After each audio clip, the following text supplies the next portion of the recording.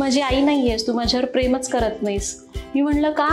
तर आता तू फक्त तुझ्या ऑफिसवर प्रेम करते, तू माझी आईच नाहीयेस, तू मला आंघोळ पण घालू नको, तू माझ्यासाठी काहीच करू नकोस. ती म्हणला नाही, हे काही करिअर आहे का? हे आत्ता मी म्हणते, त्यावेळी मी म्हणायचं हे काही करिअर आहे का? असं ना, आपण खूप प्रेडिक्ट करतो आपलं स्वतःच्या गोष्टी, पण काही वेळेला नियती आपल्याला वेगळंच काहीतरी दाखवत असतात आणि वेगळ्या गोष्टी असतात. पण ते त्यावेळेला आपल्याला कळत नाही की ह्या का घडतायत आपल्या बरोबर. आणि मग त्यानंतर काही वर्षानंतर जेव्हा आपण वळून बघतो त्यावेळेला आपल्याला ते लक्षात येतं की अच्छा, ह्याच्यासाठी हे घडलं होतं. आईला पाठवता पण येत नव्हते पैसे, पण मला नंतर कळलं की हे होणार होतं, म्हणून आधी मला या सगळ्या गोष्टी देवाने शिकवल्या. तुमच्याशी गप्पा मारताना आणखीन एक नवीन अँगल तुमच्या लाईफचा मला लक्षात आला आणि स्ट्रगल लक्षात आला. आणि मला असं वाटतं की हा आज उलगडायला हवा आणि हा कळायला हवा, कारण आपल्याला ना छोट्या गोष्टी खूप उमेद देऊन जातात. बरोबर. छोटे छोटे स्ट्रगल आपण बघितल्यानंतर मग आपल्याला अरे आपण तर काहीच नाही, किंवा कुठेतरी आपण रिलेट केलं तरी आपल्याला हायचं वाटतं. खोटं वाटेल, पण 200 रुपये महिन्याला पगार मिळायचा आईला, आणि ती रोज 200 भाकरी थापायची महिनाभर, आणि तिला फक्त 200 रुपये मिळायचे. तिची सही 1000 रुपयाच्या चेकवर घेतली जायची आणि तिला फक्त 200 रुपये हातामध्ये दिले जायचे. मी खूप आजारी होते त्या दिवशी. इकडे मला व्हायरल झाला होता आणि तिकडे माझा व्हिडिओ व्हायरल होता. नमस्कार, मी स्मिता शेवाळे. बर्वा स्किन थेरपी प्रस्तुत चारची कॉफी स्मिता बरोबर या नवरात्र स्पेशल पॉडकास्ट मध्ये तुमच्या सगळ्यांचं अगदी मनापासून स्वागत आहे. आपण वेगवेगळ्या महिलांना भेटतोय, त्यांच्याकडनं त्यांचा अद्भुत असा जो जर्नी आहे तो जाणून घेण्याचा प्रयत्न करतोय. आज आपल्याकडे सरिताज किचन मधल्या सरिता ताई येऊन गेल्या आणि त्यांच्याशी गप्पा मारल्यानंतर मला खूप छान वाटलं. मोठ्या बहिणीशी गप्पा मारते असं वाटलं. यूट्यूब आणि इन्फ्लुएन्सर म्हणून तुमचं करिअर कसं छान होऊ शकतं या बाबतीतही त्यांनी खूप छान गाईड केलं. तर हा संपूर्ण पॉडकास्ट आहे तो तुम्हाला नक्की फायदेशीर ठरेल, महत्त्वपूर्ण ठरेल, तेव्हा शेवटपर्यंत बघत राहा. संसार आणि करिअर हे एकत्रित सांभाळणं खरं म्हणजे तारेवरची कसरत.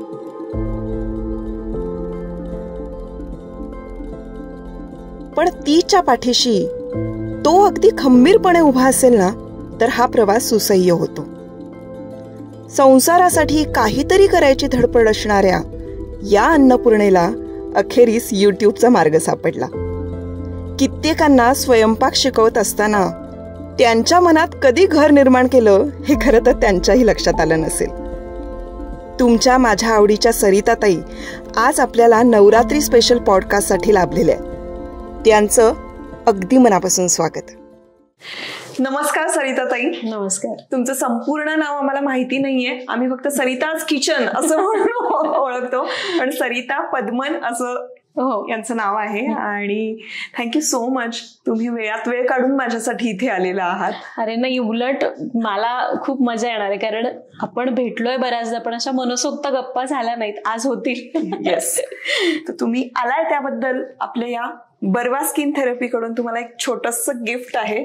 हे प्रोडक्ट्स खूप छान आहेत, ऑर्गॅनिक आहेत, वापरून बघा. येस, मी ऐकलंय बर्वा बद्दल, आता वापरून बघणार आहे. Thank you so much. सरिता ताई, तुम्ही सतत दिसत असता. तुमच्या रेसिपीज फेमस आहेत. तुम्ही बऱ्याच पॉडकास्ट मध्ये गेलेले आहात. त्यानंतर तुम्ही काही जोश टॉक्स मध्ये वगैरे पण तुम्ही बोललाय, बरोबर? त्यामुळे तुमच्याबद्दल मला बरीच माहिती कळली. पण तुमच्याशी गप्पा मारताना आणखीन एक नवीन अँगल तुमच्या लाईफचा मला लक्षात आला आणि स्ट्रगल लक्षात आला. आणि मला असं वाटतं की हा आज उलगडायला हवा आणि हा कळायला हवा, कारण आपल्याला ना छोट्या गोष्टी खूप उमेद देऊन जातात. बरोबर. छोटे छोटे स्ट्रगल आपण बघितल्यानंतर मग आपल्याला अरे आपण तर काहीच नाही, किंवा कुठेतरी आपण रिलेट केलं तरी आपल्याला हायचं वाटतं की हा ठीक आहे, हे फक्त माझ्या बाबतीत घडत नाहीये, हे इतर ठिकाणी पण घडतंय. सो असे आपण वेगवेगळ्या विषयांवर बोलू, तुमच्या वेगवेगळ्या पैलूंवर आपण गप्पा मारूया. नक्की. तर सगळ्यात आधी मला सांगा, तुमचा जन्म कुठला आहे? माझा जन्म सांगोला, सोलापूर जिल्ह्यामध्ये पंढरपूरच्या जवळ एक तालुक्याचं गाव आहे, तिथं झाला. आणि पण माझं मूळ गाव खरं तर बारामतीच्या जवळ एक छोटंसं गाव आहे शिवपुरी. अजूनही तिथं हाताच्या बोटावर मोजण्यात येईल एवढीच घरं आहेत. तिथं ते माझं मूळ गाव. मी अगदी पहिलीपर्यंत तिकडं शिकले आणि त्यानंतर मग आमच्या शिक्षणासाठी आम्ही सांगोल्याला गेलो. ते माझ्या मामाचं गाव. बरं. आणि मग तिथेच मी वाढले सांगोल्यामध्ये, पंढरपूरच्या जवळ.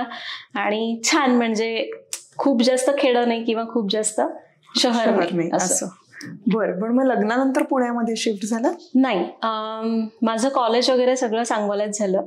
आणि त्यानंतर मग मी खरं तर MBA करण्यासाठी पुण्यात आले होते. बरं. आणि माझे वडील नाही आहेत. मी 6वीत असतानाच वडील गेले आणि मला माझ्या मेरिटवर ऍडमिशन मिळालं होतं. पण जी फीस भरायची असते त्यासाठी मी बँकेमधून शैक्षणिक लोन घेतलं होतं. शैक्षणिक कर्ज मिळतं. पुण्यात आले, काकांकडे राहत होते, पण कुठेतरी भीती असायची की मी आता हे करतेय. एकतर सगळं शिक्षण मराठीमधून झालेलं, सिनियर कॉलेजमध्ये थोडंफार इंग्लिशमधून झालेलं, आणि परत पुण्यात आल्यानंतर अगदीच सगळं वातावरण बदललं. कॉलेजेस मोठी मोठी होती, आजूबाजूचे मित्रमैत्रीण बदलले. कधीच शहराबाहेर किंवा ज्या गावात राहतो तिथून फार बाहेर पडण्याची सवय नव्हती.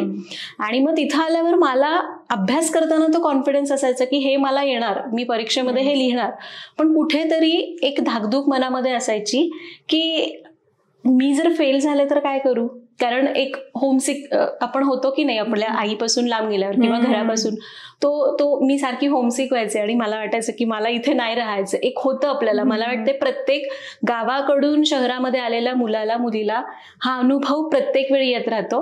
आणि कदाचित तिथं मी वीक पडले. मला वाटायचं की जर मी असंच, मला इथं मन लागत नाही, अभ्यास करावा असं वाटत नाही आणि मी फेल झाले तर काय.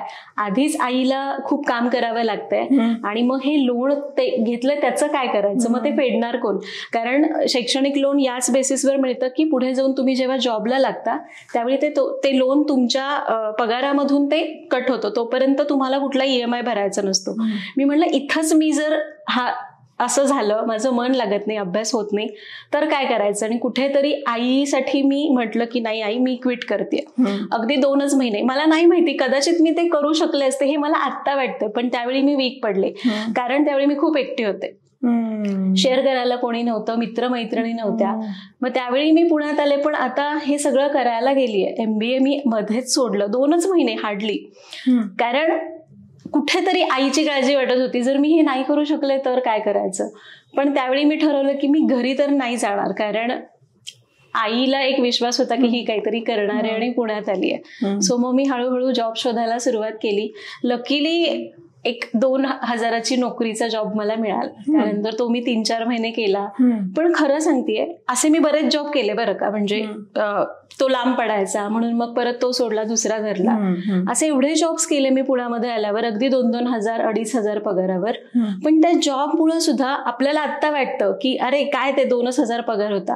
पण जे काही माझं आयुष्य घडलंय ना, त्या जॉबचं सुद्धा खूप दान, काय म्हणतो आपण त्याला, त्या जॉबचं सुद्धा एक सहभाग आहे त्याच्यामध्ये. कारण हळूहळू मी शिकत गेले की पुण्यामध्ये आल्यावर किंवा तुम्ही दुसऱ्या शहरात जाता, एकट्याने राहता किंवा वेगवेगळ्या फील्डमध्ये काम करता, त्यावेळी वावरायचं कसं, किंवा कुठल्याही गोष्टीमध्ये तुम्हाला वेगवेगळ्या गोष्टी समजल्या जातात, अनुभव येत जातो. आणि हळूहळू मी या गोष्टी शिकत गेले. माझं कम्युनिकेशन सुधारलं, जे मला सुरुवातीला खूप भीती वाटायची पुण्यामध्ये आल्यावर करायला. सो या गोष्टी मला तिथून मिळाल्या. त्यानंतर मग मला इन्फोसिसमध्ये जॉब मिळाला. मला हा असाच मिळाला नसता. इन्फोसिसचा जॉब आहे तो माझ्या आयुष्याचा टर्निंग पॉइंट होता. आणि हे जे आधी झालंय ना, ते त्याची तयारी होती असं मी समजते. सो मला वाटतंय की भीती वाटायची की 2,000साठी आपण इथं काम करतोय. आईला पाठवता पण येत नव्हते पैसे. पण मला नंतर कळलं की हे होणार होतं म्हणून आधी मला या सगळ्या गोष्टी देवाने शिकवल्या. करेक्ट. सो मला वाटतंय की मी फक्त 2,000वर काम केलं. मी त्याच्यासाठी सांगवीवरून हडपसरला जायचे, 3-4 बसेस बदलून. हे आपण निगेटिव्हली घेण्यापेक्षा आपण पॉझिटिव्हली घेऊ की हे सगळं शिकण्यासाठीच कदाचित देवाने तुम्हाला या गोष्टींमधनं जायला सांगितलंय, कारण तुम्हाला कुठेतरी पोहोचवायचं होतं. सो मला वाटतं की या गोष्टी निगेटिव्हली घेण्यापेक्षा पण पॉझिटिव्हली घेतल्या पाहिजेत. ज्या धडपडी अडचणीतून तुम्ही जाताना ते तुम्हाला शिकवण्यासाठी असतात, ना की तुम्हाला रडवण्यासाठी. क्या बात आहे. तुम्ही इतकं चांगलं सांगितलंय. कारण आपण जनरली खूप आयडियलिस्टिक आणि फ्रेम्ड लाईफचा विचार करतो. आपल्याला असं वाटतं की आता हे झालंय, ह्याच्यानंतर हे व्हायला पाहिजे, त्याच्यानंतर ते व्हायला पाहिजे, कारण मी एवढी मेहनत घेतली, मग त्याचे रिझल्ट असेच मिळायला हवेत. असं ना आपण खूप प्रेडिक्ट करतो आपलं स्वतःच्या गोष्टी, पण काही वेळेला नियती आपल्याला वेगळंच काहीतरी दाखवत असतं आणि वेगळ्या गोष्टी असतात. ते त्यावेळेला आपल्याला कळत नाहीत की ह्या का घडतायत आपल्या बरोबर. आणि मग त्यानंतर काही वर्षानंतर जेव्हा आपण वळून बघतो त्यावेळेला आपल्याला ते लक्षात येतं की अच्छा ह्याच्यासाठी हे घडलं होतं. कारण आता सुद्धा त्यावेळी जे काही धडपड झाली ना, आताही मला कुठे काही केलं ती अडचण आली की वाटतं त्यावेळी मी हे केलंय म्हणून आता मला हे कळतंय. जर हे अचानकच माझ्या समोर आलं असतं, त्यावेळी मला अनुभवच नसता मिळाला, तर कदाचित आत्ता मला अडचण आली असती. बरोबर. त्यामुळं जे काही होतं आपल्या आयुष्यात ते खरंच म्हणतात ना की जे होतं ते चांगल्यासाठी होतं, हे मला खूप चांगलं समजलंय. बरोबर. आणि बालपण कसं होतं, म्हणजे आई आणि तुम्हाला भावंड आहेत? हो, आम्ही 4 बहिणी आहोत आणि 1 भाऊ आहे. आणि भावंड आम्ही सगळे म्हणजे अगदी छान, म्हणजे मी 6वीत होते तोपर्यंत वडील होते आणि सगळं छान होतं. माझे वडील गेल्यानंतर खरं तर खूप त्रास झाला, कारण आई अगदीच 3री शिकलेली आणि पूर्वी तुम्हालाही माहिती की फार असं बायका बाहेर कुठं पडायच्या आणि 3री शिकल्यावर तर तो चान्सच नाहीये. म्हणजे काही जरी करायचं असेल तर आई म्हणायची की मी करू का, तर वडील म्हणायचे तुला काय गरज आहे, मी आहे ना. आणि मग त्यावेळी मग ज्यावेळी वडील कॅन्सरनी गेले त्यावेळी मग आईची पूर्ण खचली होती. ती जरी खचली असली तरी आम्हाला तिने कधीच दाखवून नाही दिलं. आणि मी खूप लहान होते, आई फक्त माझ्याजवळ रडायची, कारण मला कळत नव्हतं, पण मोठ्या भावंडांना काहीच म्हणायची नाही. आणि त्यावेळी मग आईने जे काही केलं ना ते बघूनच आम्हाला सगळ्यांना धीर येतो, कारण आम्ही बघितलंय आईने त्या परिस्थितीमध्ये कशी काय ती पुढे गेली. अगदी म्हणजे खोटं वाटेल पण 200 रुपये महिन्याला पगार मिळायचा आईला आणि ती रोज 200 भाकरी थापायची महिनाभर आणि तिला फक्त 200 रुपये मिळायचे. तिची सही 1000 रुपयाच्या चेकवर घेतली जायची आणि तिला फक्त 200 रुपये हातामध्ये दिले जायचे. यस, हे मी बघितलंय आणि मी तेव्हापासून जराशी आगाऊच आहे. एकदा असंच झालं, मी 2-3 महिने आईने तिथे काम केलं आणि एकदा मी आई बरोबर गेले होते त्या ऑफिसमध्ये. ते खरं तर सरकारी झुणका भाकरी केंद्र होतं, तिथं माझी आई भाकरी थापायला जायची, कारण ऑप्शनच नव्हता आणि आईला या कामांची अजिबातच सवय नव्हती. बाहेर पडणं आणि दुसऱ्याच्या घरी जाऊन कामं करणं हे माहितीच नव्हतं. सो म्हणे की घरी नको, आपण बाहेर तरी काम करू, म्हणून तिने ते काम धरलं. आणि एकदा मी गेले होते आईसोबत आणि मी बघितलं की तिथं 1000 रुपये लिहिले त्या रजिस्टरवर आणि पुढे साईन करते माझी आई आणि आईला फक्त 200 रुपयांचा चेक दिला. सो मी तिथं म्हणले असं का, मी 7वीत होते तेव्हा, म्हणजे असंच असतं. मी म्हणलं असं का, पण मी तिथं जाऊन त्या बाईंशी भांडले, तर माझी आई म्हणली असं नसतं भांडायचं, असंच असतं. म्हणजे बघा ना की आईला त्यावेळी वाटत होतं मिळतंय ते ठीक आहे ना, हे पण आपल्याला कोणी देत नाही. आणि मी जाऊन तिथं भांडत होते की नाही तू असं का करतेस, तर म्हणे नाही असंच असतं. शेवटी मी चिडायचे, पण माझ्या हातात पण काही नव्हतं, मी पण खूप लहान होते. हे सगळं माझ्या आईने केलं आणि हे सगळं करत असताना ना मी माझ्या आईला कधी खचलेलंच बघितलं नाही. मे बी ती मनातून तिला वाटत असेल की, पण आत्ताही काही पण होऊ देत, माझ्या आईला सांगितलं की हा चल ना करूया, म्हणजे तिला टेन्शन ह्या नावाची, म्हणजे ती आता इतकी सरावली ना या गोष्टींमधून की तिला कसलंच टेन्शन नसतं. मी कधी काही झालं छोटी मोठी गोष्ट तरी आपल्याला लगेच टेन्शन येतं की आता कसं करू, काय करू. असते तर ती एवढीच गोष्ट, पण आपली मानसिक स्थिती अशी असते की आपण म्हणतो अरे बापरे असं कसं. पण माझ्या आईला मी इतक्या मोठ्या मोठ्या गोष्टींना सहजपणे हो म्हणताना बघितलंय की आता काही जरी अडचण आली तरी मी फक्त आईली काही गोष्टी केलेल्या आठवते आणि खरंच खूप बरं वाटतं आणि वाटतं की हे आपण पण करू शकतो. उलट आपल्याला खूप सपोर्ट आहे आता. पण नाही, मला तुम्ही हा किस्सा सांगितल्यानंतर असं वाटतं की तुम्ही तुमच्या आईचं अपग्रेडेड व्हर्जन आहात. म्हणजे आईमध्ये एक सहनशीलता होती किंवा काही गोष्टी सामावून घेण्याची त्यांच्याकडे कपॅसिटी होती, पण त्याच बरोबरीनं हे सगळं तुमच्यात हे दोन्ही गुण आहेत, त्या बरोबरीनं तुमच्याकडे स्मार्टनेस आहे. आज त्या स्मार्टनेसवर तुम्ही इतक्या महिलांपर्यंत पोहोचलेल्या आहात. मला असं वाटतं या जनरेशनच्या अशी एकही महिला नसेल की जिला माहित नाहीये सरिताज किचन काय आहे, कारण तुम्ही इतकं तुमचं नाव कमवून ठेवलं. त्यावर तुम्ही पैसे आपण कमवत असतो ते आपल्या घरासाठी असतात, पण तरी सुद्धा आपली आर्थिक परिस्थिती ही अशा पद्धतीनं वाढवणं हे सुद्धा खूपच कौतुकास्पद आहे. आणि थँक्यू सो मच. आणि थँक्यू माझे सबस्क्रायबर्स व्ह्युअर्स जे बघतात ते, कारण त्यांनी इतक्या सगळ्यांमधून माझी निवड केली याच्यासाठी खरंच खूप मलाच कधी कधी विश्वास नाही बसत की मी हे करू शकते. ती चिकाटी आहे तुमच्याकडे. आणि मला वाटतं हे मी लहान होते ना, बालपणाबद्दल आपण बोलतो तर मी ज्यावेळी लहान होते पण मला आत्ता आठवते की मला बालपण जगताच नाही आलं. कारण मी बऱ्यापैकी आईसोबतच असायचे, ती कुठे जाईल तिकडे जायचे. म्हणजे मी लहान होते, आईच्या हट्ट करून मी तिच्या मागे जायचे. ती कामाला जरी चालली, मला शाळा नसली की मी तिच्या मागे जायचे. आणि माझी आजी, म्हणजे माझ्या मामाचं गाव होतं ते, आणि आजी खूप स्ट्रिक्ट होती.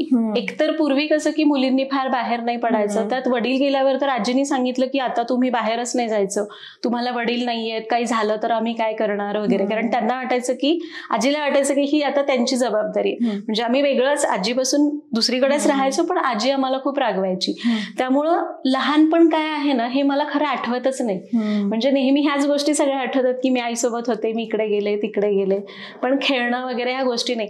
आणि त्यामुळं मला आत्ता वाटतं की मला ज्या गोष्टी नाही मिळाल्या ना त्या माझ्या मुलांना मिळायला हव्या. पण ते पैशांच्या बाबतीत नाही, खेळाच्या बाबतीत असेल किंवा बाकीच्या गोष्टींच्या बाबतीत असेल, या गोष्टी मी माझ्या मुलांना आवर्जून देते की त्यांनी मैदानी खेळ खेळावेत. कारण मला खूप वाटायचं पण मी खेळू शकायचे नाही, पण आजी खूप रागवायची. आणि मग त्यामुळे मी माझ्या मुलीला म्हणते की घरात नका बसू, बाहेर भरपूर खेळा, कारण हे दिवस परत येणार नाहीत. आता मला किती वाटलं तरी मी खेळायला नाही जाऊ शकत. सो हे. आणि अजून एक मला इथून एक सांगायचंय की आपण जेव्हा खूप बिकट परिस्थितीत लहानपण घालवलेलं असतं, आपण मोठे होतो, आपण बिकट परिस्थितीत घालवलेलं असतं, म्हणूनच आपण एक ती परिस्थिती आपल्याला त्रास देत असते, म्हणून आपण हळूहळू प्रयत्न करतो आणि एका लेवलला पोहोचतो.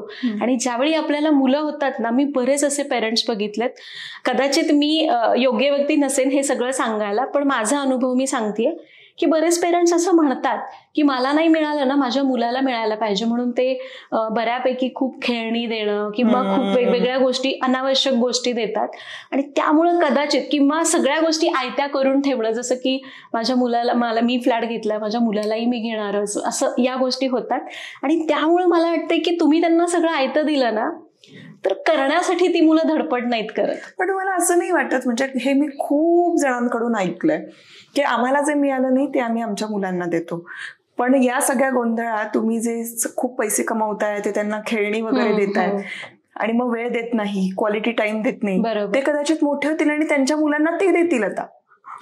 की माझ्या आई वडिलांनी मला वेळ दिला नाही, मी आता वेळ देतो माझ्यावर.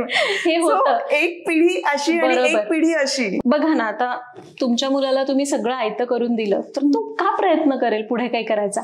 आणि ज्यावेळी तो काही करत नाही त्यावेळी आपणच त्याला ओरडतो, तू काही करतच नाहीस. अरे आयतं सगळं असताना तो का प्रयत्न करेल? त्यामुळं मला असं वाटतं की प्रत्येकाने आपल्या मुलांना काय द्यायचं आणि काय नाही द्यायचं हे याचा समतोल ऍक्च्युअली. बरोबर. तुम्ही आता बिकट परिस्थितीत होतात म्हणून तुम्ही प्रयत्न करत गेलात. याचं उदाहरण देते बरं का. माझ्या कामवाल्या बाई आहेत ना, त्यांचा मुलगा 7वीला होता, तर त्यांच्या घराच्या बाहेर एक खेळणीवाला आला होता आणि तो काहीतरी विकत होता. असं काहीतरी असं होतं की ज्याला काहीतरी कनेक्ट केलं की लाईट लागणार, आणि गौरी गणपतीचे दिवस होते. तर तो मुलगा म्हणला, आई आपल्याला हे घे. त्यांनी किंमत विचारली, 100 रुपये होती. मग त्या म्हणलं नाही खूप महाग आहे, आपण नको घेऊया. तर त्या मुलाने बघितलं काय कसं आहे आणि घरचे सेल, कुठलं काही खराब झालेल्या वायर्स वगैरे जोडून ती वस्तू तयार केली. जर त्याला ती आयती मिळाली असती तर त्याने तो प्रयत्नच केला नसता. आणि हे जिवंत उदाहरण आहे माझ्या घरातलं. आणि दुसऱ्या दिवशी त्या मावशी आल्या आणि रडल्या. मी म्हणलं काय झालं? तर माझ्या मुलाला मी हे नाही घेऊन दिलं तर बघा ना त्याने घरी केलं. मी म्हणलं उलट हे चांगलं आहे ना, तुम्ही नाही देऊ शकला म्हणून तो करू शकला. तर तुम्ही आयतं दिलं असतं तर तो हे शिकलाच नसता. मला शिकवते माणसाला. हो. सो हे मला वाटतंय आपण टॉपिक थोडा वेगळीकडे गेला, पण मला वाटतं की मला माझ्या बालपणात जे मिळालं नाही ते मी माझ्या मुलांना आत्ता देण्याचा प्रयत्न करते. इव्हन माझ्या बालपणामध्ये ज्या कुठल्या अडचणी आल्यात ना, मी त्या सुद्धा माझ्या मुलांसोबत शेअर करते. कधी काही उदाहरण जिवंत समोर असेल तर त्यांना दाखवते की हे असं आहे. त्यामुळे पुढे जाऊन तुम्हाला कसं वागायचंय, काय करायचं हे तुम्ही हळूहळू ठरवा. करेक्ट. करिअर आणि तुम्हाला म्हणजे आता खरं तर सरिताज किचन मध्ये युट्यूबर म्हणून फेमस तुम्ही झालात. 6 वर्षांपूर्वी आय थिंक तुमचं युट्यूब चॅनल ओपन केलं. त्यावेळेला इतका अवेअरनेस नव्हता की एक हाऊसवाईफ काहीतरी करेल आणि ती असे पैसे कमवेल आणि ह्याच्यामध्ये करिअर वगैरे होईल. करिअर वगैरे मला असं वाटतं त्यावेळेला असं खूप नव्हतं. हो ना, बरोबर ना. तर त्यावेळेला तुमच्या डोक्यात हे करिअर म्हणून तुम्ही घेतलं होतं युट्यूबचं, की तुम्हाला करिअर वेगळंच करायचं होतं आणि तुम्ही करायला वेगळंच केलात आणि घडलं वेगळंच? येस, हे माझ्या बाबतीत पदोपदी घडलेलं आहे. म्हणजे मला करायचं एक असतं, मला लहानपणी शिक्षिका व्हायचं खूप इच्छा होती, कारण मी माझ्या बाईंना बघायचे आणि म्हणायचं मला असंच व्हायचं. खरं तर मला बोलायला खूप आवडतं, मी वक्तृत्वात खूप भाग घ्यायचे. आणि त्यावेळी मला ना लहान मुलं सगळी कार्टून बघायचे. त्यावेळी टॉम अँड जेरी एवढं एकच होतं आणि काही असं काही सिरियल्स लागायच्या अशा जादूच्या वगैरे, अलिफ लैला वगैरे, तर सगळे मुलं ते बघायचे. पण मी संध्याकाळच्या बातम्या बघायचे 7च्या, कारण मला ते खूप आवडायचं की उच्चार कसे आहेत, प्रोनाऊन्सिएशन कसं काय चुकतंय, किती छान बोलतायत, मला हे आवडायचं. माझे ते 2 स्वप्न होते की मला एकतर शिक्षिका व्हायचंय किंवा मग मला अशा बातम्या द्यायच्या. अरे वा. आणि आता मी जे आहे ते माझं करिअरमध्ये मला दोन्ही गोष्टी मिळतात, की मला शिकवायला सुद्धा मिळतंय आणि मला कॅमेरासमोर बोलायला सुद्धा मिळतंय. आणि करिअर बद्दल म्हणाल तर मी आधी इन्फोसिसमध्ये होते, त्यानंतर माझा नवरा डिफेन्समध्ये होता, इंडियन नेव्हीमध्ये. आम्ही दोघांनी म्युच्युअली डिसाईड केलं की मी माझा जॉब सोडतेय आणि मग आपण तिकडे जाऊ, कारण माहिती होतं की हे दिवस परत येणार नाहीत. मी तिकडे जाऊन काहीतरी जॉब करेन वगैरे ठरलं. पण तिथे आम्ही होतो विशाखापट्टणमला, जिथे अजिबातच स्कोप नव्हता. आणि मग खूप प्रयत्न केले, 1 वर्षभर खूप धडपड केली की जॉब मिळेल, पण नाही मिळाला, कारण तिथे फार MNCs नाहीयेत. सो मी तिथे मग कुडकुड चालूच होती की हे नाही, मग आता काहीतरी दुसरं करू. आणि मग मी मॉन्टेसरीचा कोर्स केला. जे काही अवेलेबल समोर दिसायचं ना ते म्हणायचं मी करते, कारण मोकळं बसायला नको. त्यानंतर मला खूप वाटायचं की मला परत जॉब करायचा आहे, पण परत तर आमची ट्रान्सफर अंदमानला आली. तिथे तर अजिबातच स्कोप नाही. तिथे फक्त आयलंडवर जे मेन लोक आहेत ना त्यांनाच जॉब मिळण्याचे चान्सेस आहेत. तिथे तर पूर्णच हे झालं. तिथं पण मग मी आदिवासी काही निकोबारचे तिकडून आलेले काही आदिवासी होते, त्यांच्या मुलांना शिकवायला जा, माझ्या मुलाला मी तिथे घेऊन जायचे, बघ अशी परिस्थिती आहे मुलांची, आपण खूप चांगल्या याच्यात राहतो, या गोष्टी मी करायचे. आणि मग तिथे कुठेतरी वाटायचं की मला जॉब करायचा, पण समहाऊ ते नाही पॉसिबल झालं, कारण तिथे ती अपॉर्च्युनिटीज नव्हत्या. मग पुण्यात रिटायरमेंट नंतर आल्यावर माझा नवरा मला म्हणाला की आता तू एवढे वर्ष माझ्यासाठी तिकडे आलीस, तू 8 वर्ष करिअर सोडलंस, आता तू परत ट्राय कर. आणि त्यावेळी मला खूप आनंद झाला होता आणि मी जॉब शोधायला सुरुवात केली. पण खरं सांगते 8 वर्षाचा गॅप होता, तो इतका त्रास द्यायचा प्रत्येक जागी. ते म्हणायचं तुमची प्रोफाईल खूप छान आहे, पण हा गॅप हाच आम्हाला समोर दिसतोय, कारण आता खूप अपडेट झाल्यात सगळ्या गोष्टी आणि तुम्ही त्यावेळी जॉब करत होतात. मी म्हणलं मी करेन सगळ्या गोष्टी, पण नाही, खूप त्रास झाला. तरी पण मला कॉग्निझंटमध्ये जॉब मिळाला. मी 3 महिने केला, पण माझी ऑस्ट्रेलियन शिफ्ट होती. मी पहाटे 3:30ला घराबाहेर पडायचे, संध्याकाळी 4 वाजायचे यायला. आणि मग माझ्या मुलाला 3-4 वर्ष माझी सवय होती, त्यामुळं मग तो खूप इमोशनल आहे. त्याचे बाबा फार घरी नसायचे कधी शिफ्ट असल्यामुळे वगैरे. येस, तर तो खूप इमोशनल आहे आणि तो एक दिवशी मला म्हणजे रडायचा नाही, पण फक्त शांत बसायचा कोपऱ्यामध्ये. ते मला जास्त त्रास द्यायचं, तू रड, पण नाही, तो खूप म्हणजे इमोशनल आहे पण आतच ठेवतो सगळ्या गोष्टी. आणि मग त्यावेळी एकदा मला सुट्टी होती आणि मी त्याला छान आवरायला लागले की आज सुट्टी आहे, चला मला ह्याला वेळ देता येईल म्हणून. त्याने मला झटकून दिलं पूर्ण, म्हणत तू का माझं आवरतीयस? कारण मी सलग 3 महिने जॉब केल्यानंतर तो इतका रिॲक्ट झाला. मी म्हणलं काय झालं? तू माझी आई नाहीयेस, तू माझ्यावर प्रेमच करत नाहीस. मी म्हणलं का? तर आता तू फक्त तुझ्या ऑफिसवर प्रेम करते, तू माझी आईच नाहीयेस, तू मला आंघोळ पण घालू नको, तू माझ्यासाठी काहीच करू नकोस. मी म्हणलं काय झालंय तुला? तर तू फक्त ऑफिसला जा, मला तू माझी आईच नाहीयेस, आता मला कोणीच नको. आणि शाळेतून पण खूप कंप्लेंट्स यायला लागल्या की तो आता बोलत नाही, आधी खूप छान होता, शांत असतो वगैरे. मग त्यानंतर मी कुणालाच काही विचारलं नाही, मी काहीच बोलले नाही दिवसभर. माझ्या नवऱ्याला पण मी काही सांगितलं नाही. मी दुसऱ्या दिवशी गेले आणि मी रिझाईन केलं. आणि ते सुद्धा मी अगदी 1 दिवसात रिझाईन केलं. मी नोटीस पिरियड सर्व केला नाही, काहीच नाही. मी रिझाईन केलं आणि सांगितलं घरी येऊन माझ्या नवऱ्याला की मी रिझाईन केलं. कारण त्याचं स्वप्न होतं की एवढे वर्ष तू माझ्यासाठी करिअर गॅप घेतलायस, आता तू कर. माझा नवरा सांभाळायचा माझ्या मुलाला, पण समहाऊ माझ्या मुलाला मीच हवी होते. म्हणजे नवऱ्याचा इतका छान सपोर्ट असताना सुद्धा मी करू शकले नाही, कारण कुठेतरी आई आपण म्हणतो ना, आपण मुलाला जास्त प्राधान्य देतो, तसं झालं. पण काही वेळेला असं डिसिजन्स घ्यावे लागतात. हो. आणि मग तेव्हा मात्र मग मी म्हणलं आता मी कधीच जॉब नाही करणार, मी काहीतरी मुलाला बघून करता येईल असं करेन. मग मी शिक्षिकेची नोकरी केली, त्यानंतर माझा फूड बिझनेस रन केला. कारण आई ज्यावेळी मी लहान होते त्यावेळी आमची मेस होती, त्यामुळे खूप मोठा स्वयंपाक कसा करायचा हे मला माहिती होतं आईसोबत राहून. आणि म्हणून मग त्या गोष्टींचं म्हणजे मी दोन्ही करायला लागले. आणि तेव्हा माझ्या बहिणीने मला सांगितलं की तू युट्यूब चॅनल सुरू कर. त्या दोघींचा, माझ्या मोठ्या बहिणी, त्या दोघींनी असंच मिळून चॅनल चालू केलं होतं त्यांचं. मी म्हणलं मला नाही माहिती काय युट्यूब काय आहे हे, मला माहिती नाही. माझ्या मोबाईलमध्ये युट्यूब होतं पण, आणि पोर्टब्लेअरला नेटवर्क नाहीये तिथं कसलंच, म्हणजे व्हॉट्सअपचा मेसेज आज पाठवला तर उद्या जातो. आणि मग मी म्हणलं की युट्यूब काय असतं, तर ती म्हणे अगं असं असं असतं. मी म्हणलं स्वयंपाक कोण शिकवतं, पण टीव्हीवर बघतोस की. तर म्हणे नाही तू कर चालू. लिटरली ती जानेवारीमध्ये माझ्या मागे लागली होती. मी म्हणलं की हे काही करिअर आहे का, हे आत्ता मी म्हणते, त्यावेळी मी म्हणायचे हे काही करिअर आहे का. तर ती म्हणे की नाही अगं कर, आम्ही करतोय ना दोघी. मी म्हणलं तुम्हाला असं किती पैसे मिळतात. त्यांना असं 3 महिन्यातून वगैरे एकदा पैसे मिळायचे. मला मंथली सॅलरी हवी आहे, कारण आम्हाला आत्ता गरज आहे, आम्हाला होम लोन क्लिअर करायचं. तर ती म्हणे की अगं ट्राय तरी कर. मग शेवटी 8-9 महिने मागं लागल्यानंतर मग मी माझं चॅनल सुरू केलं. ते सुद्धा माझी बहीण असंच सहज म्हणून घरी आली होती. ती म्हणे चल फोन आहे ना तुझ्याकडे, मी शिकवते तुला. आणि तिने हट्टाने मला शिकवलं. खरंच मी म्हणते अशा बहिणी सगळ्यांना असाव्यात ज्या मला मिळाल्यात. त्या दोघींनी मला शिकवलं, म्हणजे माझ्या 2 नंबरच्या बहिणीने मला शिकवलं की असं करतात तसं करतात. तिने मला एडिटिंग, रात्रीत आपण बहिणी किती गप्पा मारतो, पण ती म्हणे आज गप्पा नाही मारायच्या, तू हे एडिट कर. तिचा जुना व्हिडिओ होता तो मला एडिट करायला दिला, मी ते एडिट केलं. ती म्हणे छान केलंयस की. म्हणे आता चल आज जे शूट केलंय ना ते उद्या एडिट कर आणि लगेच त्याला व्हॉइस ओव्हर दे आणि कर. मी उद्या जाते गावाला, तुझे तू कर. मी गेले आणि मग त्या मोबाईलवर करायचे ना ते एडिट केलं. त्याला एक अगदी 2 मिनिटाचा व्हिडिओ होता, त्याला मी 100 वेळा व्हॉइस ओव्हर केला असेल, कारण ते वेगळंच वाटायचं मला ऐकायला. आणि मी म्हणायचे नाही ग मी नाही असलं काही करणार व्हिडिओ वगैरे, ह्याच्यात काही मी शेवटपर्यंत हेच म्हणत होते. मग परत ती म्हणाली ठीक आहे तुला 1 महिन्याचा वेळ आहे, तू ठरव 1 महिना वेळ दे, तुला वाटलं की नाही करायचं तुला तर सोडून दे. मग मी शिक्षिकेचा जॉब करत होते, म्हणजे 2 वाजेपर्यंत दुपारी.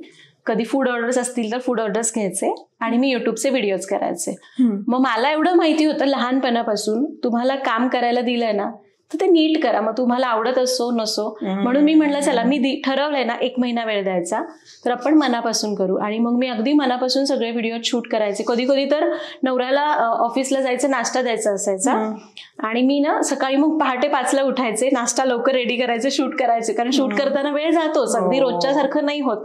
आणि मग मी शूट करायचे, मग नवऱ्याला म्हणायचं हा शूट केलेला नाश्त्यावर का, कसलं शूट करतेस तू, कारण माझ्या नवऱ्याला माहिती नव्हती की मी असलं काहीतरी उद्योग करतेय घरामध्ये. तर ते झालं आणि मी म्हटलं महिनाभराचा वेळ देणार, व्हिडिओ असे मध्ये आधे कधी पोस्ट करायचे, स्केड्यूल नव्हतं काही नव्हतं त्याचं, कधी तो रात्री 12ला पण करायचे. आणि 1 महिनाच राहिला टाइम म्हटलं होतं. मी 9 ऑगस्टला चॅनल चालू केला, 8 सप्टेंबरला उकडीचे मोदकाचा व्हिडिओ खूप प्रचंड व्हायरल झाला. त्याच्यानंतर मी खूप आजारी होते त्या दिवशी, इकडे मला व्हायरल झाला होता आणि तिकडे माझा व्हिडिओ व्हायरल होता. आणि मी झोपले होते मस्त ताणून, आणि माझी ताईचे सकाळी उठल्यावर बघते तर दुपारी 20-25 मिस्ड कॉल्स. मी एवढे मिस्ड कॉल काय झालं म्हणून मी घाबरून फोन केला. म्हणे अगं बघ ना तुझे सबस्क्रायबर्स किती वाढतायत. म्हणलं काय झालं किती, झोपताना 81 सबस्क्रायबर्स होते, मी उठले तेव्हा 300-400 झाले होते. म्हणलं एवढे कुठून आले, तर म्हणे अगं काहीतरी व्हायरल झालंय. मग बघितलं तर मोदकांच्या ह्याला खूप छान छान कमेंट्स येत होत्या. आणि म्हणे बघ तू म्हणली होती ना 1 महिना देणार, झालं ना तुझं काम, आता कम्प्लीट कर. आणि मी करत गेले. मला ते इतकं आवडायला लागलं ना काम, कारण इतकं कौतुक मिळायचं आपल्याला. क्रिएटिव्ह आहे ना हे. येस. आणि कौतुक काय की तुम्ही छान बोलता, तुमचा आवाज छान आहे. आणि मला तेच होतं की मला माझं बोलणं नीट असलं पाहिजे. हो. आणि म्हणूनच मी 100दा त्याला व्हॉइस ओव्हर केला होता. सगळा सेमच होता, पण मला पटल्याशिवाय मी ते टाकणार नव्हते. सो या कमेंट्स यायला लागल्या आणि मग आवडलं लोकांना. आणि मग काय आपला उत्साह, मग मी 3ही करायला लागले, शाळा, फूड ऑर्डर्स आणि शूटिंग. आणि मी प्रेग्नंट पण होते त्यावेळी, सेकंड टाइम. सो आणि माहित नाही माझी दुसरी मुलगी माझ्या पोटात होती, कदाचित ती आता इतकी एनर्जेटिक आहे ना, कदाचित तिची एनर्जीच माझ्यात येत होती आणि मी हे सगळं करायचंय. आता मी इमॅजिन केल्यावर वाटतं, आठवलं ना ह्या सगळ्या गोष्टी, असं वाटतं अरे मी हे एवढं केलं आधी, आत्ता म्हणजे फक्त शूट करून घरी आलं की असं वाटतं बास आता.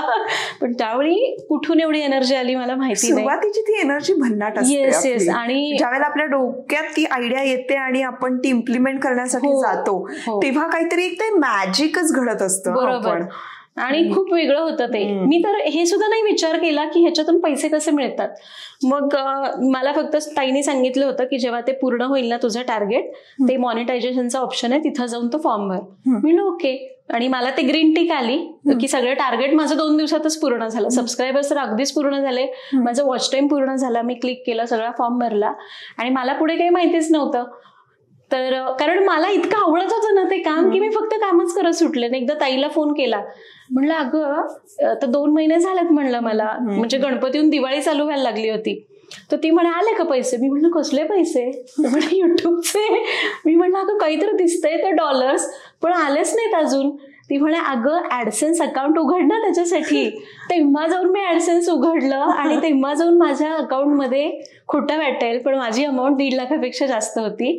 आणि मी पूर्ण केअरलेसली करत होते काम, कारण मला काम करायचं होतं, कारण पगार मला शाळेच्या कामातून मिळत होता. सो माझी बहीण म्हटली तू भावळट आहेस का, तू ऍडसेन्स अकाउंट उघडलं नाहीस अजून? म्हणलं मला काहीच माहिती नाहीये. मग मी ते जाऊन उघडलं आणि मग ते जाऊन पैसे माझ्या अकाउंटवर आले. तेव्हा म्हणलं एवढे पैसे येतात युट्यूब मधून. म्हणजे कसं असतं ना, कसं असतं, आपण गीतेमध्ये फक्त वाचलंय की कर्म करता ज्या फल की आशा मत कर. मला वाटतं त्यामुळे कदाचित हे मिळालंय. आपण अपेक्षा केली असती तर कदाचित मला ते मिळाल्याचा तितका आनंद नसता झाला जेवढा मला त्यावेळी झाला. आणि कर्म हे अशी गोष्ट आहे ना की खरंच आहे, जसं की 3 इडियट्स मध्ये मी कायम सांगत असते की काबिल बनो, जो भी सक्सेस है वो झक मार के आ जाएगा, असं जे आहे ना ते खरं आहे. खूप खरंय. तुम्ही ते स्वतःला असं रोज करत होता, म्हणजे सराव चालला होता, रियाज चालला होता तुमचा. ते करत करत करत तुम्ही पॉलिश पण होत होता एका पॉइंटला. तिकडे किती डॉलर जमा होत आहेत किंवा काय पैसे जमा होतात त्याच्याकडे लक्ष द्या. क्या बात आहे. म्हणजे मी खरंच, म्हणजे माझी बहीण मला अक्षरशः बोलतो तू बावळट आहेस का, तू अजून अप्लाय केलं नाहीस एवढ्यापर्यंत. आणि तिने मला लिटरली शिव्या घातलं होतं फोनवर की तू करतेस काय नक्की. आणि मग तेव्हा जाऊन मी फॉर्म भरला आणि आफ्टर दिवाळी मला ते पैसे मिळाले 2-3 महिन्याचे एकत्र. एवढी मी हे होते की मला, म्हणजे मी आणि माझा नवरा, आम्ही दोघं पण अल्पसंतुष्ट म्हणतो ना की बस आपल्याला मिळतं ना एवढं, बस झालं. आणि मग मला शाळेचा पगार मिळत होता, फूड ऑर्डरचे पैसे मिळत होते, इकडून मला कौतुक मिळत होतं की तुम्ही छान करताय, तुम्ही छान बोलता, तुमचे उच्चार छान आहेत म्हणून ऐकायला आवडतं आणि म्हणून आम्ही तुमचे व्हिडिओज बघतो. हे सगळं मिळत असताना अजून पैसे मिळणार आहेत हे आम्ही पूर्ण विसरूनच गेले होते. सो मला वाटते मी कुठलेही पैसे मिळतील हा ऍटिट्यूड न ठेवता, कदाचित मला आवडतंय म्हणून मी ते करत होते ना, म्हणून मला वाटते की मी इथंपर्यंत पोहोचू शकले. कारण आपण फक्त पैसा मिळवायचं हे जर टार्गेट ठेवून पुढे आलो ना तर कदाचित तिथपर्यंत नाही पोहोचू शकणार जिथं जे आपल्याला आपण ठरवलेलं आहे. पॅशन खूप महत्वाचं. पण त्यावेळी तरी सुद्धा मी म्हणत होते की करिअर युट्यूब नाही होऊ शकत, कारण काय माहिती आज आहे तर उद्या नाही, रीच डाऊन झाला तर. पण आता मी डेफिनेटली सांगू शकते की युट्यूब हे चांगलं करिअर होऊ शकतं, पण तेव्हाच होऊ शकेल खरंच जेव्हा तुम्हाला त्या गोष्टीमध्ये इंटरेस्ट आहे ज्याच्यावर तुम्ही कॉन्टेंट बनवणार आहात. त्या कॉन्टेंटमध्ये तुम्हाला इंटरेस्ट पाहिजे, तुम्हाला तसं लोकांपर्यंत ते पोहोचवता आलं पाहिजे, थोडासा रिसर्च पाहिजे, त्याच्यावर अभ्यास केला पाहिजे. कारण बऱ्याच जणांना वाटतं की काय हेच तर करायचंय आणि मग ते काहीतरी चालू करतात, मग रीच मिळत नाही आणि मग कुठेतरी मग त्यांना वाटतं की आपल्यालाच का असं होतं. पण मला वाटतं थोडासा रिसर्च केला की हे होईल. पण जेव्हा मला कळलं की ह्याच्यात खरंच माझी ग्रोथ होणार आहे त्यावेळी मात्र मी हळूहळू याच्यावर अभ्यास करायला लागले की मला कोणत्या रेसिपीज केल्या पाहिजेत, कुठल्या रेसिपीची काय स्पेशालिटी आहे किंवा काय केल्यावर ती रेसिपी चांगली होईल, याच्यावर मग मी हळूहळू अभ्यास करायला सुरुवात केली. आणि मला असं वाटतं युट्यूब करत असताना तुमचे इन्स्टिंक्ट आहेत ना ते खूप स्ट्रॉंग व्हायला लागतात. बरोबर. हो. की तुम्हाला माहिती असतं की हा व्हिडिओ कितपत जाणार आहे. आणि काही वेळेला म्हणजे मी सुद्धा हे ठेवते की माझ्यासाठी असतात व्हिडिओ, मला माहिती असतं याला फार काही व्ह्यू नाही मिळणार पण मला करायचा आनंद मिळतोय. जेव्हा तुम्ही एक क्रिएटर असता ना तेव्हा तुम्हाला काय करायचंय यापेक्षा तुम्हाला तुमच्या ऑडियन्सला काय द्यायचंय ना हे लक्षात आलं पाहिजे.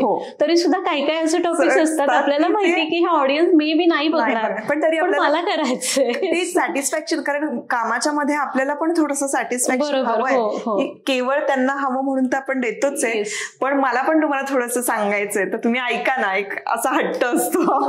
बरोबर. हे सगळं तुमचा खूप इंटरेस्टिंग जर्नी आहे हा युट्यूबचा. खूपच म्हणजे जे नवीन युट्यूबर्स असतील त्यांच्यासाठी खूपच हा प्रेरणादायी आणि आशादायी असू शकतो हा जर्नी. पण ह्याच्यात थोडंसं मागे जाऊया आपण. आणि जेव्हा की तुमचे मिस्टर हे डिफेन्स मध्ये होते त्यावेळेचा मला किस्सा ऐकायचा आहे, कारण तो मला असं वाटतं की त्यावेळेला तुम्ही ज्या पद्धतीनं काढलं तेव्हा तुमचं स्त्रीपणाला एक चॅलेंजिंग असं सगळ्या गोष्टी होत्या आणि त्या आपल्या महिलांना कळायला हव्यात. स्त्रीपणाला चॅलेंजिंग गोष्टी होत्या, हे प्रत्येक स्त्रीला वेगवेगळे चॅलेंजेस असतातच. पण बऱ्याचदा काय होतं ना, एखादा आता फौजी आहे, मग तो आर्मी, नेव्ही, एअरफोर्स कुठेही असू देत, एक असतं ना की मी फौजमध्ये आणि बाहेरचे बघणारे पण खूप रिस्पेक्ट असतं. मला वाटते की जेव्हा एक फौजी तयार होत असतो ना, त्याचं लग्न झालं आणि त्याची बायको त्याच्यासोबत गेली ना, त्याची बायको सुद्धा तितक्याच हिमतीने तयार होत असते.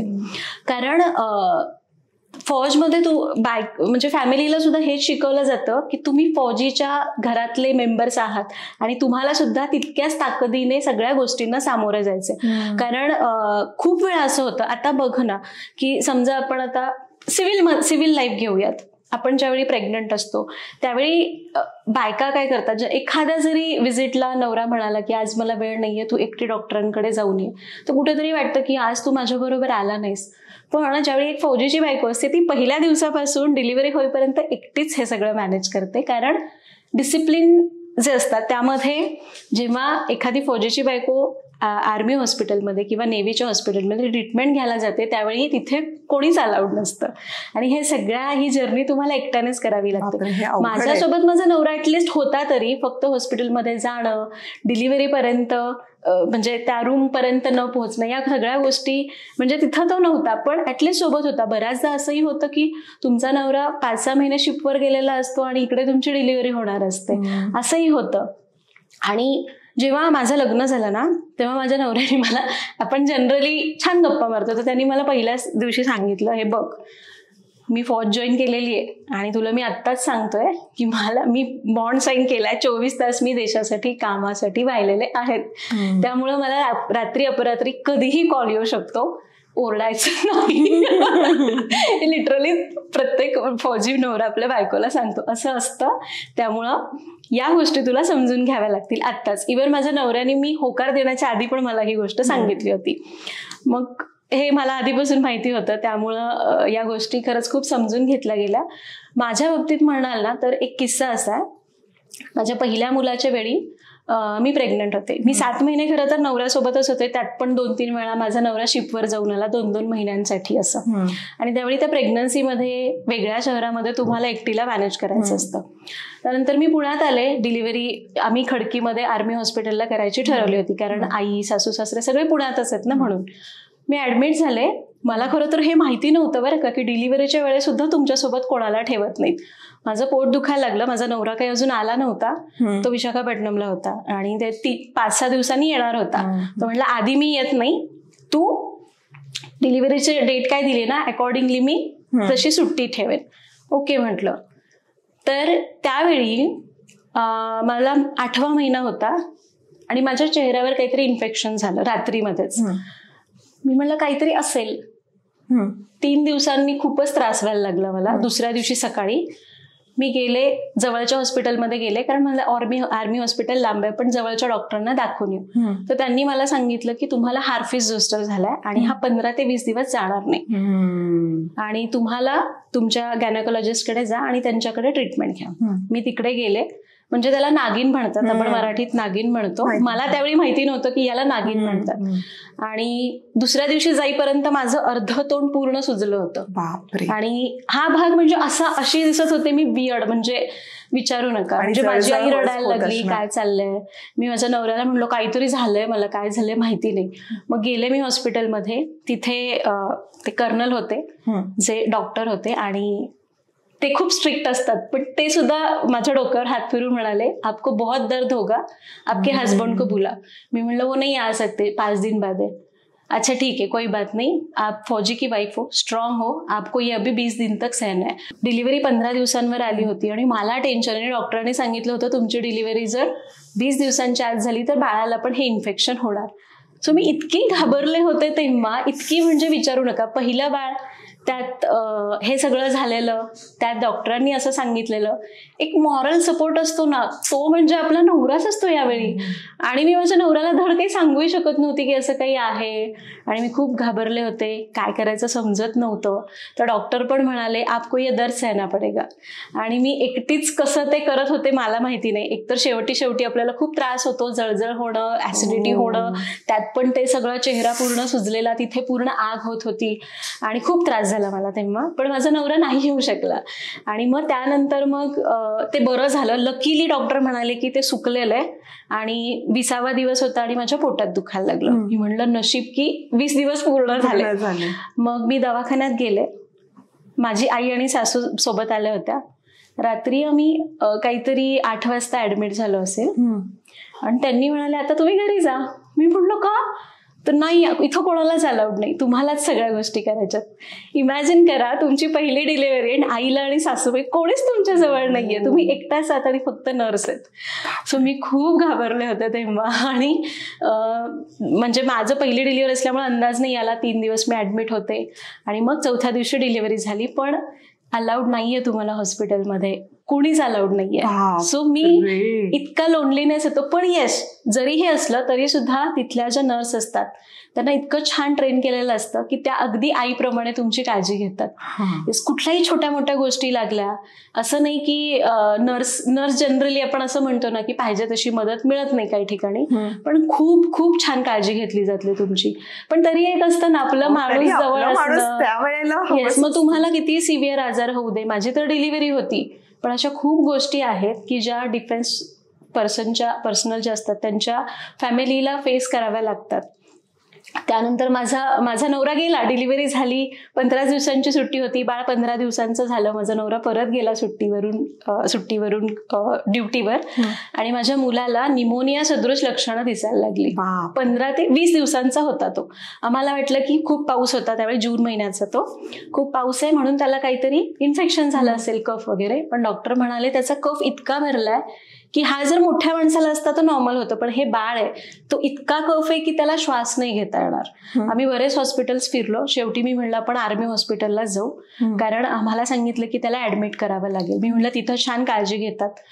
गेलो तिथे, पण मी माझ्या नवऱ्याला सारखी फोन करायचे, ये ना तू प्लीज, मला खूप भीती वाटते. कारण डॉक्टरांनी सांगितलं होतं की त्याला आयसीयू मध्ये ऍडमिट होता तो. आणि डॉक्टरांनी सांगितलं होतं तेव्हा त्याला जेव्हा खोकला येईल तेव्हा त्याला कंपल्सरी वरच घ्यायचं. जर तो झोपला असेल तर त्याचा श्वास कोंडू शकतो आणि तो जाऊ शकतो, असं सांगितलं होतं. मी लिटरली सांगते, मी 20 दिवस रात्र झोपले नव्हते, कारण माझा मुलगा दर 10 मिनिटांनी खोकायचा. आणि त्याचा खोकला इतका डेंजर होता की ते बघणारे पण म्हणायचे क्या हुआ इसको. आणि अशा वेळी आई असो सासू असो तुमच्यासोबत, पण तुम्हाला तुमचा नवराच पाहिजे असतो, पण तो नव्हता माझ्यासोबत. सो या गोष्टी आत्ता, आणि त्यामुळे मी खरं सांगते मी इतकी स्ट्रॉंग झाली आहे ना त्यामुळं ह्या सगळ्या गोष्टी एकट्याने झेलायला. आता ज्यावेळी माझी मुलगी आहे ना दुसरी, ती म्हणजे तिची लाईफ सिव्हिलमध्ये गेलेली आहे पूर्ण. ती मिलिटरी हॉस्पिटलमध्येच झाली, पण तिची लाईफ पूर्ण सिव्हिलमध्ये गेली. आणि माझ्या नवऱ्याने आता, माझ्या मुलाच्या वेळी तो नेहमी ड्युटीवर असायचा, शिपवर असायचा, पण आता मनस्वी माझी छोटी मुलगी, ती त्याच्या डोळ्यासमोर लहानाची मोठी होती, तो घरात आहे आता रिटायरमेंट घेतल्यामुळं. तिला जरा काही झालं की माझा नवरा खूप घाबरतो, पण मी म्हणते नाही, इट्स ओके. हे मी म्हणजे हा एक्सपिरियन्स इतका घेतलाय की आता भीती नाही वाटत त्या गोष्टीची. पण हे म्हणजे मला असं वाटतं की या सगळ्या ह्याच्यातून मातृत्व आपल्याला किती गोष्टी शिकवून जातं. आणि यामध्ये मला जे काही एक्सपिरियन्सेस आलेत ना की तुम्ही एकट्यानं सगळ्या गोष्टी हँडल करायच्या, हे मात्र डिफेन्समुळे आलेले आहेत. इव्हन आम्ही अंदमानला असताना पण खूप धोधो पाऊस पडत होता, खूप मोठं वादळ सुटलं होतं आणि त्यावेळी माझ्या नवऱ्याला फोन आला, इधर आओ, इमर्जन्सी आहे. कारण दुसऱ्यांना वाचवण्यासाठी यांना जायला लागतं. आपके फैमिली को सब इंस्ट्रक्ट करके आओ की क्या कैसे बिहेव करना है, कुछ हो गया तो क्या करना है. म्हणजे जेव्हा आपण म्हणतो ना की नवऱ्याला आपण सपोर्ट समजतो, काही अडचण आली की आपण त्याला, पण इकडे उलट आहे की तुमच्या घरातल्यांना सोडून तुम्ही तिकडे जा आणि मग आम्हाला पण सांगितलं जायचं की तुम्ही असं करा तसं करा, या सगळ्या गोष्टी व्हायच्या. सो हे खूप म्हणजे आता माझे एक्सपिरियन्सेस कदाचित खूपच साधे असतील, पण अजून खूप अशा फौजी वाईफ्स आहेत की ज्यांनी खूप जास्त मोठ्या प्रमाणात अडचणींना सामोरे गेलेले आहेत. सो हे खूप आहे. क्या बात आहे. पण हे सगळं तुम्ही आता जे युट्यूबचं करताय आणि मुलं आहेत, सगळं बॅलन्स कसं होत आहे? बॅलन्स म्हणजे एकतर मला स्वतःला सगळ्या गोष्टींना अगदीपासून पहिल्यापासून असं थोड्याशा प्लॅन करायची सवय, म्हणजे एक कॉलेजमध्ये असल्यापासून. त्यानंतर नवऱ्याबरोबर राहून थोडासा डिसिप्लिन जास्त वाढला. कारण म्हणजे नवऱ्याला जर 4ला जायचंय ना तर त्याला 3:30ला उठावंच लागतं आणि जर त्याला म्हणजे तो त्याचं काम करतो. पण जर तुम्हाला पण त्याच्यात काही, आता समजा त्याला 6लाच निघायचं, तुम्हाला टिफिन करून द्यायचा, कंपल्सरी तुम्हाला उठावंच लागणार.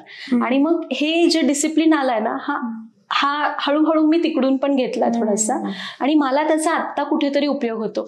आत्ता भले मी म्हणत असले ना किती पण की डिफेन्सचं लाईफ असं होतं तसं होतं, पण मला, मी मगाशी म्हटल्याप्रमाणे, जे अनुभव तुम्हाला येतात ना ते तुम्हाला चांगल्यासाठीच येतात, कारण पुढे कुठंतरी ते कामी येणार असतात.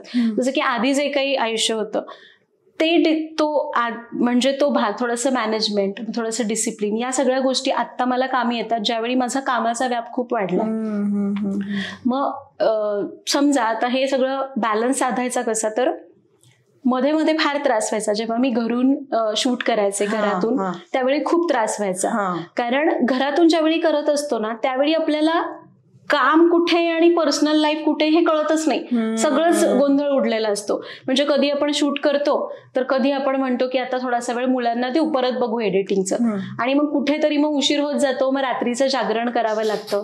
किंवा बऱ्याचदा असं पण होतं की आता मी समजा स्टुडिओमध्ये शूट करते, मला माहितीये मला या 4 रेसिपीज शूट करायच्यात, तर मी त्याप्रमाणे प्लॅन करते आणि त्याप्रमाणे मी घरी काय बनवायचे काही नाही याचा विचार करते.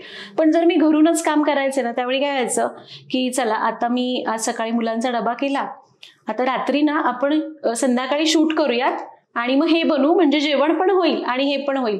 पण त्याने उलट काय होतं, सगळा गोंधळ उडायचा आणि मग दिवस आणि रात्र मी कामच करत बसायचे, कारण एकट्याने करावं लागायचं. मग त्यावेळी मला कुठेतरी रिअलाइज झालं की हे सगळं होत असताना घरच्यांनाही थोडा डिस्टर्ब होतोय आणि मलाही माझं काम नीट करता येत नाही.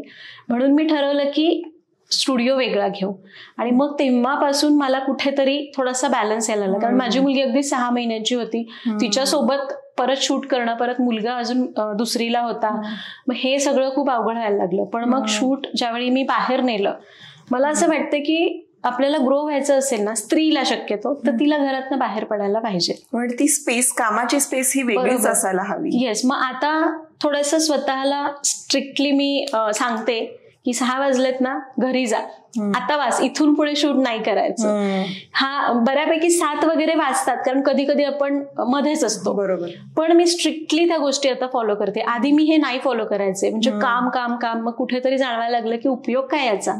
मुलांना थोडीशी आपला वेळ दिला पाहिजे, आपण स्वतःसाठी थोडासा वेळ काढला पाहिजे.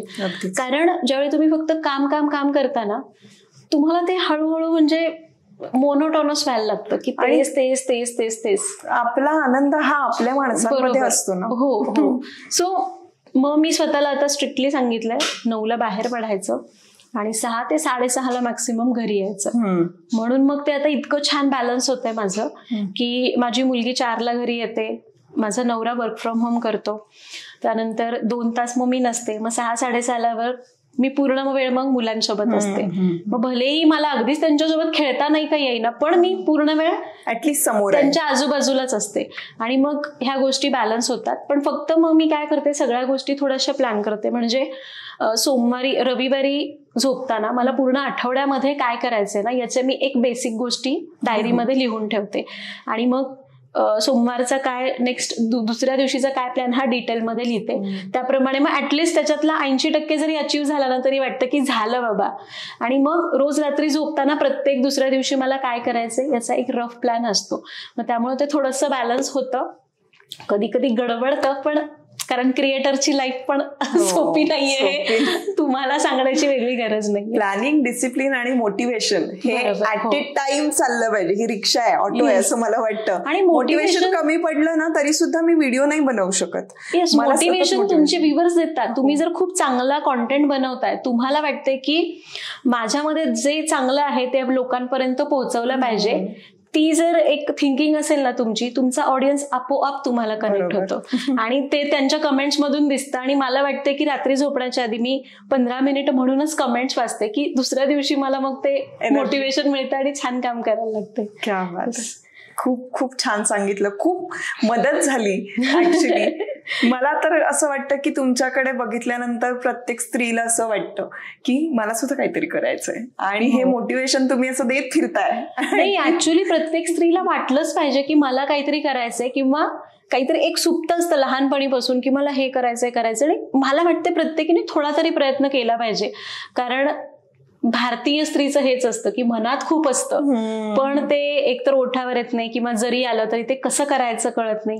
तर मला वाटतंय की आपण जेव्हा पहिलं पाऊल टाकतो ना तेव्हा आपल्याला वाटतं की हा चला काहीतरी आलंय, मग हळूहळू इतका कॉन्फिडन्स वाढतो. मी तेच म्हणतेय की प्रत्येक महिलेला जे काही सुप्तंय, तुम्हाला वाटतं ना मला करायचंय, ते बाहेर पडलंच पाहिजे तेव्हा. कारण तुम्ही फक्त विचार करत बसला, त्याच्यावर ऍक्शनच नाही घेतली ना तर मग तुम्ही काहीच नाही करू शकणार. पण तुम्ही ऍक्शन घेतली, फेल्युअर मिळालं, ऍटलिस्ट काहीतरी केलं ना, पण तुम्ही पुढच्या पायऱ्या हळूहळू चढत जाता आणि कधी ना कधी तर तुम्हाला मिळतंच. आणि हे मी माझ्यावरूनच सांगतेय की मला वाटलंच नव्हतं की मी इथंपर्यंत पोहोचेन किंवा लहानपणी माहितीच नव्हतं काय करायचंय. कारण मला वाटतंय जे माझ्या काळी, म्हणजे मी 90s ची आहे, तर त्या जनरेशनला माहितीच नव्हतं की आपल्याला पुढे जाऊन काय करायचं. आताच्या मुलांना काय काय करायचं असतं.